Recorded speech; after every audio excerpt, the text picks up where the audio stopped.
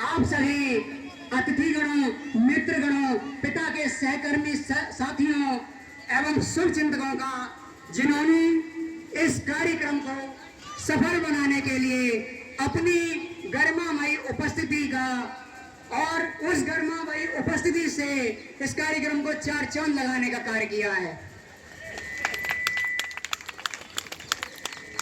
कभी अभिमान तो कभी स्वाभिमान है पिता, कभी अभिमान तो कभी स्वाभिमान है पिता, कभी धरती तो कभी आसमान है पिता।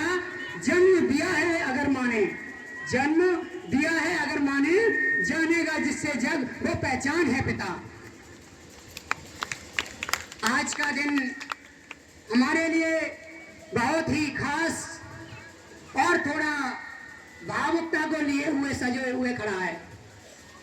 आज मेरे पापा अपनी लंबी और शानदार कामकाजी जीवन से, शानदार कामकाजी जिंदगी से रिटायर हो रहे हैं।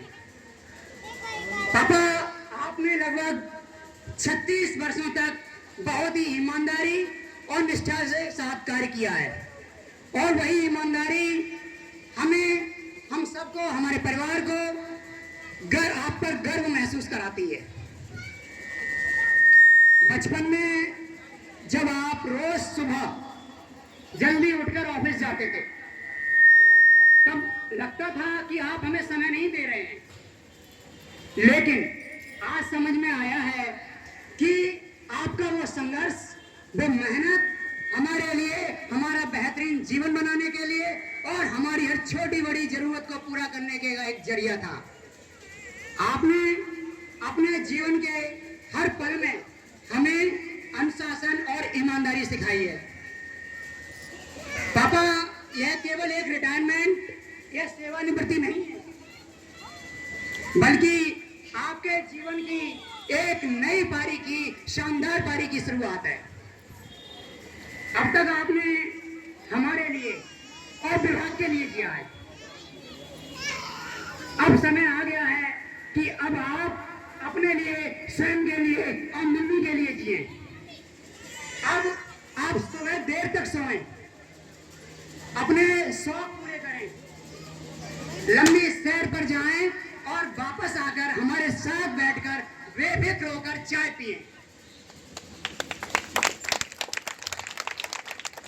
पिता, पिता जीवन है, संबल है, शक्ति है।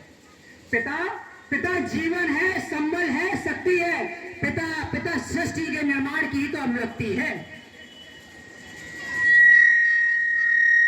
पापा, आप हमारे परिवार की रीढ़ की हड्डी रहे हैं।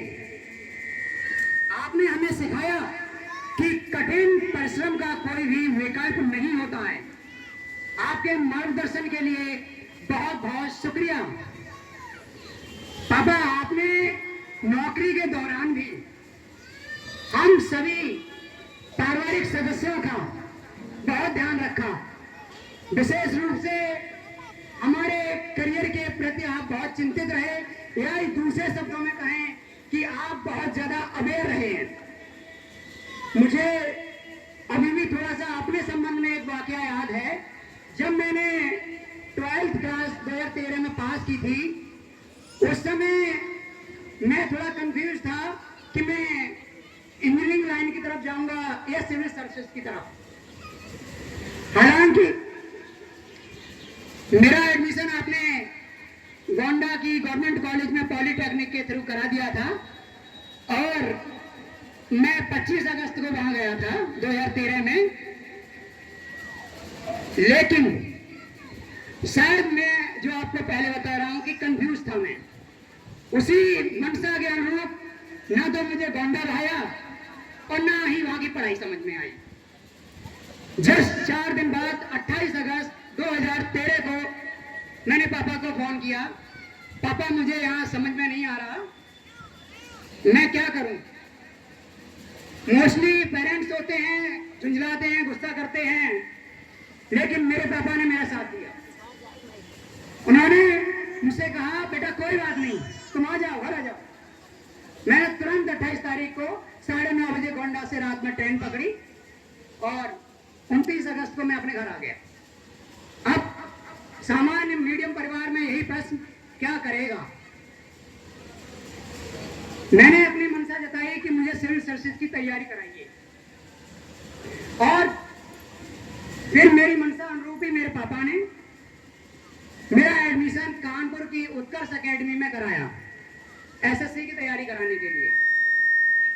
और मैं यहाँ पे बताना चाहूंगा कि मेरे एडमिशन के समय पर एक अहम भूमिका भी निभाई थी। मेरे गांव के ही हैं, मेरे चाचा लगते हैं, श्री अखिलेश कुमार साकी जी। वो अभी विद्यालय में वो टीचर हैं, तो अभी शायद आ नहीं पाए हैं। उनकी अहम भूमिका रही, और चूंकि जब मेरा एडमिशन पापा ने वहाँ करा दिया तो पढ़ाई के दौरान उनका संरक्षण ही मुझे मिला। और पापा आपने एक बार नहीं हजारों बार हम सब भाई बहनों का, विशेष रूप से मेरी फीलिंग्स का ध्यान रखा, हमारा ख्याल रखा। उसके लिए थैंक यू वेरी मच।